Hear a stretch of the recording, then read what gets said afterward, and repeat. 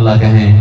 مختصر سی میری حاضری ہوگی، میری کوشش یہ ہوگی کہ قرآن و حدیث سے اس گلخانی کے مفہوم کو، یہ جو ہم رسم چلی ہوئی ہے، کیا اس کا ثبوت قرآن اور حدیث سے ملتا ہے، اس کے متعلق چند باتیں کریں گے، اور آقا کریم علیہ السلام کی شان کو بیان کر کے میں اجازت چاہوں گا۔ جس شخص کو میری بات اس کے کانوں کو اچھی لگے اور اس کے دل پر دستک دے تو وہ پھر اپنے دل سے سبحان اللہ کہے۔ یہ سبحان اللہ کہنا یہ کسی مولوی یا کسی عالم کی تعریف نہیں ہے۔ سبحان اللہ کا مطلب یہ ہے کہ اللہ پاک ہے، اس کا ہرگز مطلب یہ نہیں کہ مولوی پاک ہے۔ اس لیے اگر آپ سبحان اللہ کہتے ہیں تو یہ آپ کے اپنے نامہ اعمال کے اندر نیکیاں لکھی جائیں گی، آپ کے درجات بلند ہوں گے۔ اس سے کسی عالم کی یا کسی مولوی کی عظمت جو ہے وہ بلند نہیں ہوگی۔ سامعین عزیز وقار، جو آیہ کریمہ میں نے مناسبت کے حوالے سے آپ احباب کے سامنے پڑھی، اللہ رب العزت نے قرآن مقدس کے اندر ارشاد فرمایا وَبَشِّرِ الصَّابِرِينَ، یہ خوشخبری ہے صبر کرنے والوں کے لیے۔ کون سی خوشخبری ہے اور کون سے صبر کرنا، کس بات پر صبر کرنا؟ فرمایا الذین اذا اصابتہم مصیبہ قالوا انا للہ وانا الیہ راجعون، کہ وہ لوگ کہ جب انہیں کوئی مصیبت پہنچتی ہے تو وہ پھر اس مصیبت کے وقت میں کوئی اللہ کی ناشکری نہیں کرتے، وہ اللہ کی بارگاہ میں گستاخی اور بے ادبی نہیں کرتے، بلکہ وہ اللہ کی رضا پر راضی ہوتے ہوئے وہ یہ کہتے ہیں انا للہ و انا الیہ راجعون۔ مفسرین فرماتے ہیں لفظ اللہ کے ساتھ جو لام متصل ہے للہ، یہ لام ملکیت کے لیے استعمال ہوئی ہے کہ انا بے شک ہم للہ اللہ ہی کے لیے ہیں، ہم اللہ کے ہیں، وَإِنَّا إِلَيْهِ رَاجِعُونَ، اور ہم اسی کی طرف لوٹ کر جانے والے ہیں۔ انسان کا اس کائنات کے اندر وجود ہی ختم ہو جاتا ہے۔ وہ اگر اس چیز کو سمجھ لے کہ وہ اس کائنات کے اندر اس کے آنے کا مقصد کیا تھا، وہ خود کس کی ملکیت ہے۔ انسان اور زمین کا آپس میں بڑا مناسبت کا تعلق ہے۔ انسان جب اس کا انتقال ہوتا ہے تو وہ زمین کے حوالے ہو جاتا ہے، اور جب زمین کا انتقال ہوتا ہے تو وہ انسان کے حوالے ہو جاتی ہے۔ یہ اللہ نے انسان کو خاک سے پیدا کیا، مٹی سے بنایا، اور پھر اس کو اسی مٹی کے اندر امانت کے طور پر رکھنے کا بھی حکم عطا فرمایا۔ ہمیں اس بات پر شکر کرنا چاہیے کہ اللہ رب العزت نے ہم پر کتنے احسان، کتنا اس نے فضل فرمایا کہ اس نے ہمیں انسان بنا کر اس دنیا کے اندر بھیجا۔ کیا ہم میں سے کبھی کسی نے اس بات کو سمجھا، کسی نے اس بات کے متعلق غور و فکر کی کہ وہ اس دنیا میں اللہ رب العزت کا شاہکار بن کر انسان، جس کو اللہ نے اشرف المخلوقات کا تاج عطا فرمایا، وہ چاہتا تو ہمیں کوئی جانور بنا کر اس دنیا کے اندر بھیج سکتا تھا، وہ چاہتا ہمیں پہلی امتوں کے اندر بھی تو پیدا کر سکتا تھا، وہ چاہتا کسی یہودی کے گھر میں بھی پیدا کر سکتا تھا۔ اس نے اپنے فضل سے ہم پر احسان یہ فرمایا کہ اس نے نہ صرف ہمیں انسان بنایا بلکہ ہمیں اہل ایمان میں سے پیدا کیا، ہمیں رسول اللہ صلی اللہ علیہ وآلہ وسلم کی امت میں سے پیدا فرمایا۔ سامعین عزیز وقار، ہمیں اس محبوب کی نقش قدم پر چلنا ہم پر لازم ہے کہ جس کی خاطر اللہ رب العزت نے اس ساری کائنات کو سجایا۔ حضرت شاہ ولی اللہ محدث دہلوی رحمت اللہ تعالی علیہ، آپ نے ایک چھوٹا سا کتابچہ لکھا اطیب النغم، کہ نغموں میں سے سب سے خوبصورت ترین نغمہ، اور اس میں انہوں نے حضور سرور کائنات صلی اللہ علیہ وآلہ وسلم کی عظمت کو بیان کرتے ہوئے کہا کہ من شاء فلیذکر حسن حسینتی ومن شاء فلیذکر بحب زینبی۔ اس نے کہا کہ جس کا دل کرتا ہے، وہ حسینہ عرب کی خوبصورت ترین عورت تھی، وہ لوگ شعراء جو تھے وہ اس کے حسن کے چرچے کیا کرتے، اس کے لیے غزلیں گایا کرتے تھے۔ اس نے کہا کہ من شاء فلیغزل حسن बुसैनती कि जिसका दिल करता है वो बुसैना के हुस्न व जमाल के तस्करे करे, वमन शाअ फलयस्कुल बिहुब्बी ज़ियानबी, और जिसका दिल करता है वो अपने अपने महबूबों के लिए वो गज़लें गाते फिरे। उसने कहा सअज़कुरु हुब्बी अल हबीबी मुहम्मदी इज़ा ज़करल उशाक़ु हुब्बी ज़ियानबी। उसने कहा कि जब हर महबूब जो होगा, हर आशिक वो अपने माशूक के तज़किरों से फारिग हो जाएगा, हर इंसान वो जिससे मोहब्बत करता है जब वो उसके तज़किरे करके थक जाएगा, कोई चाकोर है वो चांद के तज़किरे करते करते मर जाए, कोई पुन्नू है वो ससी के तज़किरे करते करते मर जाए, कोई रांझा है वो हीर कहता कहता मर जाए, कोई मजनू है वो लैला कहता कहता चला जाए, कोई बुलबुल है वो अगर फूल पर फिदा होती है तो होने दो। कहा सअज़कुरु हुब्बी अल हबीबी मुहम्मदी, कहा कि जब सारे दुनिया के आशिक अपने अपने महबूबों के तज़किरे करने के बाद खामोश हो जाएंगे, सअज़कुरु हुब्बी अल हबीबी मुहम्मदी, तो मैं उस वक्त अहले ईमान को जमा करके मोहम्मद मुस्तफ़ा के हुस्न व जमाल के तज़किरे करूंगा, उनको इकट्ठा करूंगा। अल्लाहु अकबर, या रसूल अल्लाह, या गौसिया। फरमाया, कहा कि आइए तस्कीने जान की बातें करें, हिजरी की शब सैयदे अबरार की बातें करें, बुलबुलें करती रहें गुल की चमन की गुफ्तगू, हम मोहम्मद के लबो रुखसार की बातें करें। सामईन ज़ी वकार, हुजूर सरवर कायनात सल्लल्लाहु अलैहि वसल्लम ने इरशाद फरमाया, एक सहाबी आका करीम अलैहिस्सलातु वस्सलाम के बारगाह में हाजिर हुए, हजरत साद, उन्होंने आकर अर्ज की कि या रसूल अल्लाह, मेरी वालिदा का इंतकाल हो गया है, क्या मैं कोई ऐसा नेक अमल करूं और उसका सवाब जो है वो मैं अपनी वालिदा को पहुंचाना चाहूं तो क्या वो उनको पहुंच सकता है? तो अल्लाह के प्यारे महबूब ने इरशाद फरमाया हाँ। तो उन्होंने कहा कि मुझे फिर क्या करना चाहिए? अल्लाह के महबूब ने इरशाद फरमाया, अहले मदीना के लिए पानी की तंगी है, उनके लिए पानी का मसला है, तुम उनके लिए पानी का बंदोबस्त करो।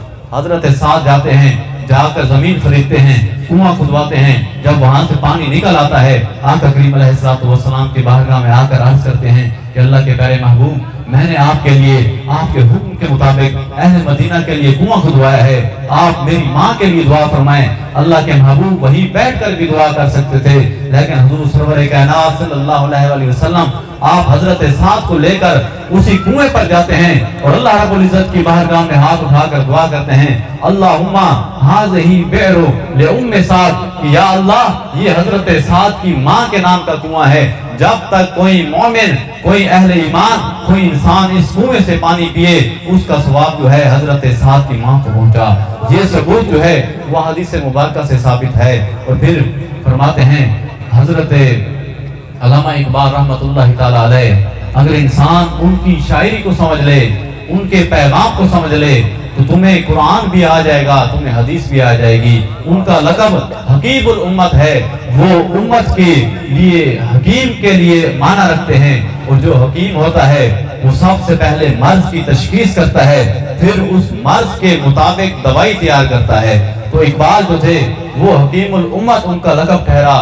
वो भी आका करीम अलैहिस्सलातु वस्सलाम की एक हदीस का मफ़हूम बयान करते हैं। फरमाया कि आका करीम अलैहिस्सलातु वस्सलाम की बारगाह में अल्लाह के प्यारे महबूब ने इरशाद फरमाया कि हर इंसान के साथ एक शैतान होता है। तो किसी सहाबी ने जुर्रत करके पूछा, या रसूलल्लाह, क्या आपके साथ भी है? अल्लाह के प्यारे महबूब ने इरशाद फरमाया, हाँ, लेकिन मैंने उसे मुसलमान कर लिया है। फरमाया, मैंने अपने शैतान को मुसलमान कर लिया है। तो इकबाल ने कहा कुश्तने इबलीस कारे मुश्किलास्त, जां के वो गुम अंदर आमा के दिल आस्त। इकबाल कहते हैं कुश्तने इबलीस, इबलीस को कत्ल करना, कारे मुश्किलास्त, ये तो बहुत बड़ा मुश्किल काम है। जां के वो गुम अंदर आमा के दिल आस्त, क्यों? क्योंकि वो दिल की शाहरगों के अंदर, दिल के अंदर, इंसानी जिस्म के अंदर जितनी भी रगे हैं उनके अंदर जितना भी खून सप्लाई होता है वो दिल से होता है। फरमाया कि शैतान वो इंसान के दिल के ऊपर हमलावर होकर उसकी खून के साथ साथ दौड़ता है और इंसान को बुराई पर आमादा करता है। फरमाया कि तू फिर क्या कर? फरमाया कि खुश तरह बाशद के मुसलमान अशकुनी, फरमाया कि तेरे लिए बेहतर ये है कि تم اپنے شیطان کو مسلمان کر لے. کشتا اے شمشیر قرآن اشکنی, اور فرمایا کہ جب تیرا شیطان وہ مسلمان ہو جائے تو پھر تم اس کو قتل کیسے کرے گا؟ فرمایا پھر تم قرآن کی تلاوت کرتا جا, تیرا شیطان اس قرآن کی تلاوت کی تلوار سے خود بخود قتل ہوتا جائے گا. یہ اقبال فرماتے ہیں جو حکیم الامت ہیں کہ ہر انسان کے ساتھ شیطان ہوتا ہے, وہ انسان کو برائی پر آمادہ کرتا ہے. حضرات گرامی قدر, اللہ رب العزت نے قرآن مقدس کے اندر حضور سرور کائنات صلی اللہ علیہ وآلہ وسلم کی عظمت کو بیان کرتے ہوئے ارشاد فرمایا وَمَا أَرْسَلْنَاكَ إِلَّا رَحْمَةً لِلْعَالَمِينَ. یہ تذکرہ میں آقا کریم علیہ السلام کا کیوں کر رہا ہوں؟ حالانکہ موقع جو ہے وہ کل خانی کا ہے. ہم لوگوں کو کل خانی کا جو مفہوم ہے وہ بھی ہمارے ذہنوں سے ختم ہو چکا ہے. کل کہتے ہیں جو قرآن مقدس کے اندر 4 کل آئے ہیں, ان کی عظمت, ان کی رفعت, کہ ان کے پڑھنے سے کتنا ثواب ملتا ہے. اور خانی کا مطلب ہوتا ہے پڑھنا, کہ احباب جمع ہو کر ایک جگہ پر وہ ان کل کی تلاوت کریں اور اس کا ثواب جو ہے وہ جو مرحوم ہے اس کے لیے ایصال ثواب کریں. یہ اصل طریقہ تھا. اگر ہم اس مقصد کے لیے یہاں پر جمع ہوئے ہیں تو پھر تو وہ ثواب اس انداز سے اس مرحوم کو پہنچے گا. اگر ہم اس مقصد کے لیے جمع نہیں ہوئے تو پھر وہ ثواب کیسے جو ہے اس مرحوم کو پہنچے گا؟ پھر یہ ساری کی ساری محنت, یہ سارا کا سارا انتظام, وہ سب کا سب بیکار اور رائے گاں جائے گا. کیونکہ ہم اگر اس مقصد کے لیے نہیں آئے تو ہم احباب یہاں پر جتنی دیر کے لیے بیٹھے ہیں تو ہم میں سے ہر ایک کا حق یہ بنتا ہے کہ وہ دل کے اندر ہی ان کلوں کی تلاوت کرتا رہے, اور جب دعا کا وقت آئے تو پھر وہ ایصال ثواب کے طور پر اس مرحوم کے لیے تمام احباب مل کر اس کے لیے دعا کریں. اللہ رب العزت ہماری دعاؤں کے صدقے سے انہیں بخش دے. حضرات گرامی قدر, اللہ رب العزت اور ہمارے اسلام ارشاد فرماتے ہیں کہ تنزل الرحمت عند ذکر الصالحین, کہ جہاں پر کسی بھی صالح انسان کا ذکر کیا جائے اللہ کی رحمت وہاں پر جو ہے اترنا شروع ہو جاتی ہے. اور پھر جب ہم اس ہستی کا ذکر کریں کہ جس کے لیے اللہ رب العزت نے ساری کائنات کو سجایا ہے, تو پھر رحمت کے اترنے کا عالم کیا ہوگا؟ حضرات گرامی قدر, اللہ رب العزت نے قرآن مقدس کے اندر ارشاد فرمایا وَمَا أَرْسَلْنَاكَ إِلَّا رَحْمَةً لِلْعَالَمِينَ. اقبال نے بھی کہا کہ ہر کجا ہنگامہ عالم بود رحمت للعالمین ہم در بود. کہا کہ دنیا کے اندر جتنے بھی جہان ہیں, جہاں پر بھی ہنگامہ ہوگا, جہاں پر بھی جن و بشر کسی بھی مخلوق کا ہنگامہ ہوگا, وہاں پر ہجوم ہوگا, رحمت للعالمین ہم در بود. فرماتے ہیں وہاں پر وہ ہر جگہ حضور سرور کائنات صلی اللہ علیہ وآلہ وسلم کی رحمت جو ہے وہ وہاں پر جلوہ گر ہوگی. مفسرین اللہ اکبر یا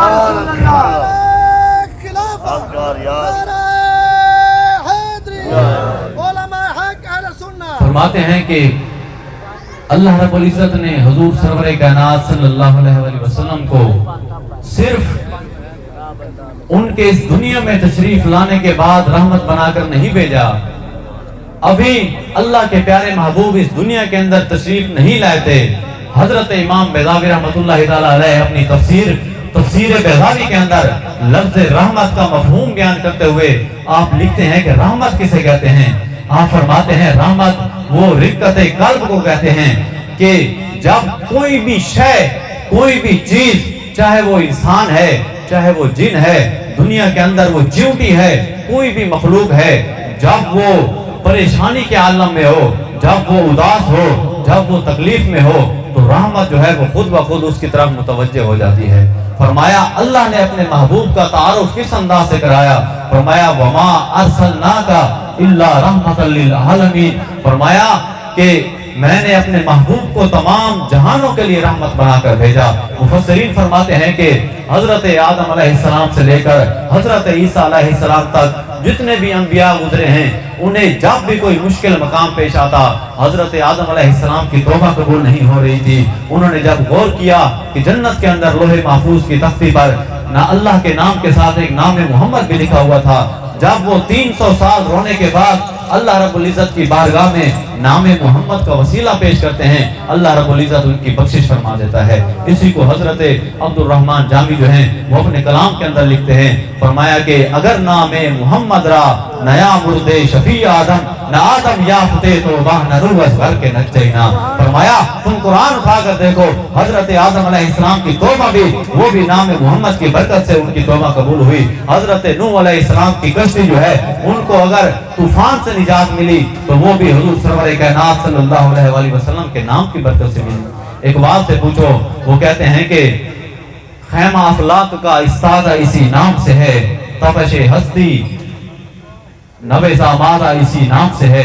वो फरमाते हैं कि हो ना ये फूल तो बुलबुल का तरन्नुम भी ना हो, चमने दहर में गलियों का तबस्सुम भी ना हो, ये ना हो साकी तो फिर मैं भी ना हो, तुम भी ना हो। फरमाते हैं कि ये जो कायनात का निजाम चल रहा है, बड़े से बड़े इंजीनियर को बुलाओ, उससे कहो कि तुमने 1 इंच की छत बनानी है लेकिन उसके नीचे सुतून कोई नहीं लगाना, तो बड़े से बड़ा इंजीनियर भी इस मामले में फेल हो जाएगा। वो इनकार कर देगा, वो कहेगा कि ऐसा मुमकिन ही नहीं है। आप एक बरामदा बनाते हैं, एक घर बनाते हैं, कमरा बनाते हैं, उसके लिए चारों तरफ दीवारों को खड़ा किया जाता है, सुतूनों को खड़ा किया जाता है, फिर जब जाकर आप जो है एक छोटा सा बरामदा बना सकते हैं। फरमाया खैमा अफलाक का इस्तादा इसी नाम से है। इकबाल कहते हैं कि क्या तुमने गौर व फिक्र की है कि ये आसमान, नीला आसमान का खैमा जो अल्लाह रब्बुल इज्जत ने सजाया हुआ है, ये आज तक मजबूत खड़ा हुआ है, ये गिरता क्यों नहीं है?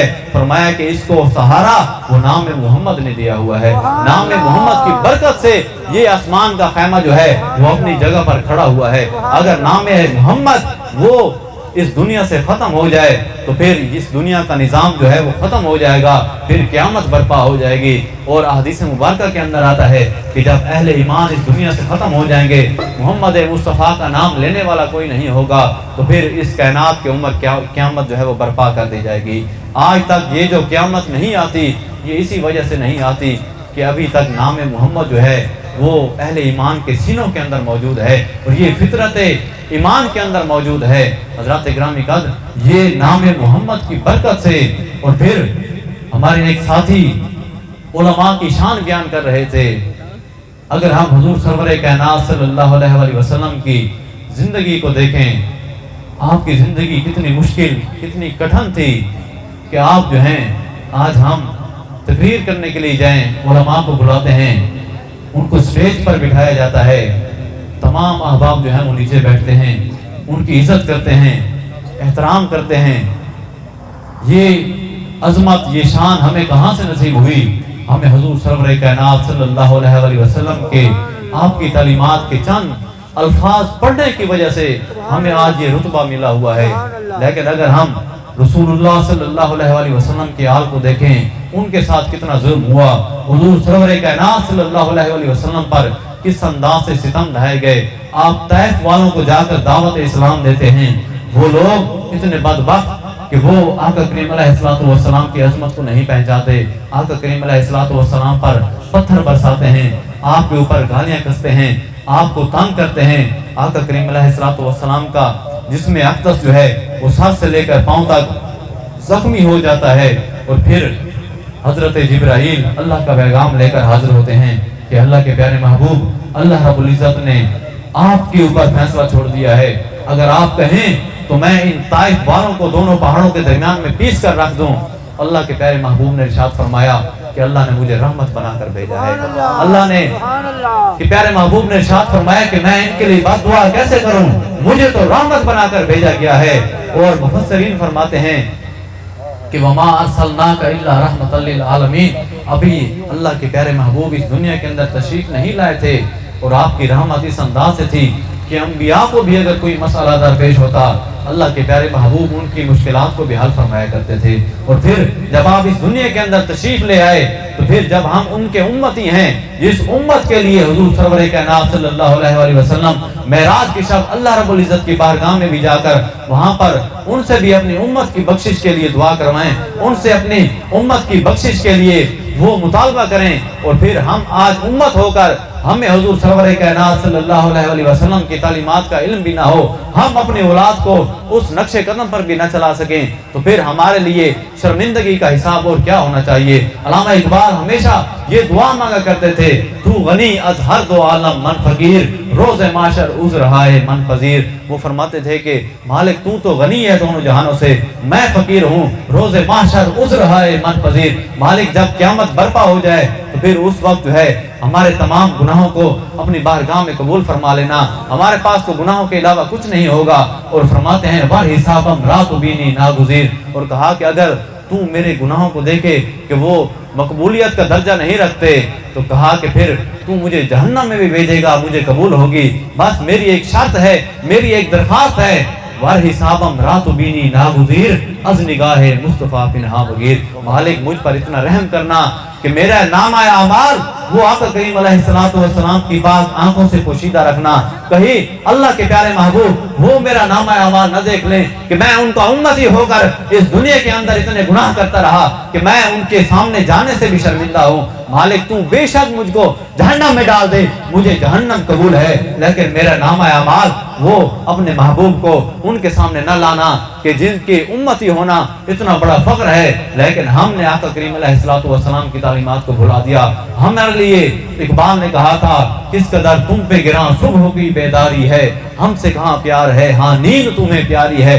ہمارے لیے تو صبح کو نماز کے لیے اٹھنا بھی مشکل ہو جاتا ہے. اقبال سے پوچھو وہ جب یورپ کے اندر جاتے ہیں، انگلستان میں جاتے ہیں، لندن میں تعلیم حاصل کرنے کے لیے، وہاں کا جو نقطہ انجماع تھا، وہاں کا جو موسم تھا وہ تو منفی کے اندر تھا، وہاں پر پانی برف بن جاتا تھا.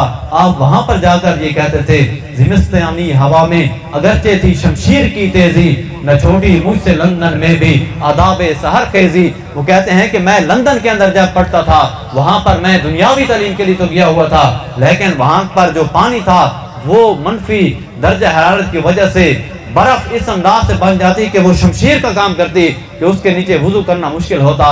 فرماتے ہیں وہاں پر بھی نہ چھوٹی مجھ میں لندن میں آداب سحر خیزی. فرماتے ہیں سحر خیزی صبح کو اٹھنا، یہ آداب جو میں نے بزرگوں سے سیکھا تھا، اپنے والدین سے سیکھا تھا، یہ تو مجھ سے وہاں پر بھی جا کر نہ چھوٹا، میں نے تو وہاں پر بھی اس کی پاسداری کی. آج ہم امت ہو کر ہمیں ہر قسم کی سہولت میسر ہے. ان صحابہ سے پوچھیں جو تپتی ہوئی ریتوں کے اوپر جن کو گھسیٹا جاتا تھا، کلمہ پڑھنے کی وجہ سے ان کے اوپر ظلم کیے جاتے تھے. آج ہمارے لیے مساجد کے اندر ہر قسم کی سہولیات کا چیزیں میسر ہیں، قالین اچھی سے اچھی بچھائی جاتی ہے، ہمارے لیے اے سی لگوایا جاتا ہے، پانی کے لیے گیزر کا انتظام ہے، لیکن اس کے باوجود بھی نماز پڑھنے کے لیے ہمارا دل نہیں کرتا. تو اس سے بڑھ کر ہماری بدبختی اور کیا ہوگی. اقبال کہتے تھے کہ انسان کو اپنی اولاد کا خیال کرنا چاہیے. کلکم راعین و کلکم مسئول عن رعیتہ. اللہ کے پیارے محبوب نے ارشاد فرمایا کہ تم میں سے ہر ایک نگہبان ہے اور تم میں سے ہر ایک سے اس کی رعایا کے متعلق سوال کیا جائے گا. فرمایا کہ اگر کوئی گھر کا وارث ہے اس سے اپنے گھر والوں کے متعلق سوال کیا جائے گا، اس سے پوچھا جائے گا کہ کیا تم اپنے گھر والوں کو نماز کا حکم نہیں دیتے تھے. تو یہ جو بڑے ہیں انہیں یہ چیز سمجھنی چاہیے. میرے دادا کی ایک خوبی یہ تھی، بہت چیزیں مجھے ان سے سیکھنے کو ملی. جو بزرگ ہوتے ہیں ان کے عمل سے انسان سیکھتا ہے، اگرچہ وہ پڑھے لکھے نہیں ہوتے. ان کا سب سے بڑا ذوق انسان کا اخلاق جو ہوتا ہے وہ انسان کو مرنے نہیں دیتا. انسان مر کر بھی زندہ رہتا ہے، اس کی ایک وجہ یہ ہوتی ہے اس کا اخلاق اس کو زندہ رکھتا ہے. آپ دیکھیں میرے دادا کے نام کے ساتھ آج بھی عاشق حسین رنگپوری کا نام لیا جاتا ہے. رنگپور کا یہاں سے فاصلہ 90 کلومیٹر کا بنتا ہے. اور میرے دادا نے سن 1973 میں جب وہاں پر سیلاب آیا اس علاقے کو، اس وطن کو چھوڑا اور یہاں پر آ گئے. 50 سے زیادہ سال کا عرصہ ان کو گزر چکا ہے. جب بھی رنگپور کا نام لیا جاتا وہ دوبارہ سے جوان ہو جاتے، ان کو اپنا بڑھاپا بھول جاتا، وہ فوراً سے تیار ہو جاتے. اور میں بھی جب بھی گولڈا شریف سے چھٹی کے موقع میں 4 یا 5 دن کا ہمارا وقفہ ہوتا چھٹی کا، میں یہاں آتا، میری بھی خواہش ہوتی، ہمیں بھی اس علاقے سے محبت ہو گئی کہ وہاں کے لوگ آج بھی اس انداز سے محبت کرتے ہیں، حالانکہ ان کے ساتھ ہمارا خون کا کوئی تعلق نہیں ہے. اور یہاں پر بھی جب آپ باہر بیٹھتے تو لوگ ان کے ارد گرد جمع ہو جاتے. ان کا اخلاق ایسا تھا، راستے سے جاتا ہوا، سڑک سے جاتا ہوا انسان اگر وہ ان کو دیکھ لیتا تو وہ ان کے پاس آ کر مل کر ان سے ملے بغیر نہیں جاتا تھا. لوگ ان کے پاس جب بیٹھتے وہ ان کو اس انداز سے ہنساتے تھے، ان کو خوش کرتے کہ انسان جو ہے اپنے گھر کی ساری پریشانیاں بھول جاتا تھا. آج کے اس دور کے اندر انسان جو ہے اس کو کوئی نہ کوئی پریشانی ضرور ہوتی ہے، لیکن جب وہ میرے دادا کے پاس آتے تو وہ ہر قسم کی پریشانی بھول جاتے۔ میرے دادا نے جب میں ان کے ساتھ ایک مرتبہ رنگپور گیا ہوا تو انہوں نے ایک بات کہی تھی کہ 40 سے 50 سال کا عرصہ گزر چکا ہے، لوگ ہمیں وہاں پر اپنے گھروں کے اندر پردہ بھی نہیں کرواتے، ہم ان کے گھر جاتے ہیں تو ہمیں اتنا پیار دیتے ہیں جیسے ہم ان کی اپنی اولاد ہوں۔ اور وہ وجہ کیا تھی؟ وہ وجہ صرف اور صرف ہمارے دادا کی وجہ سے، کہ وہ ان کا اخلاق، ان کی محبت تھی۔ تو دادا ابو نے وہاں پر مجھے ایک جملہ کہا کہ ایک چیز یاد رکھنا، جس کی وجہ سے انسان جو ہے کبھی بھی کہیں پر مار نہیں کھائے گا۔ تم اگر مقام اور مرتبہ حاصل کرنے چاہتے ہو، لوگوں کے دلوں کے اندر گھر کرنا چاہتے ہو، تو پھر صرف ایک بات یاد رکھنا، کہا کہ کبھی آنکھ کے اندر پھر نہ آئے۔ اگر تمہاری آنکھ کے اندر میل آ گئی، تمہاری آنکھ کے اندر سے حیا ختم ہو گئی، تو پھر تم اپنے گھر کے اندر بھی رہنے کے قابل نہیں ہو۔ یہ ان کی بات جب میں نے سنی تو میں پریشان ہو گیا۔ دیکھا کہ انہوں نے زندگی کے اندر کسی مکتب میں جا کر تعلیم تو حاصل نہیں کی، لیکن بات پتے کی بتا دی۔ جب میں نے احادیث کی کتابیں کھولی، اللہ کے پیارے محبوب نے بھی ارشاد فرمایا الحیاء من الایمان، حیا تو ایمان میں سے ہے۔ فرمایا یہ وہ حیا تھی جس کی وجہ سے 50 سے 60 سال کا عرصہ گزر چکا، لوگ آج بھی ان سے محبت کرتے تھے، ان کو گھر میں جگہ دیتے تھے۔ وجہ کیا تھی؟ کہ انہوں نے اپنی آنکھ کی حفاظت کی، اپنی آنکھ کو کبھی ان کے گھر والوں کے اوپر بری نگاہ کی نظر نہیں کی، کبھی ان پر بری نگاہ نہیں ڈالی۔ تو اس وجہ سے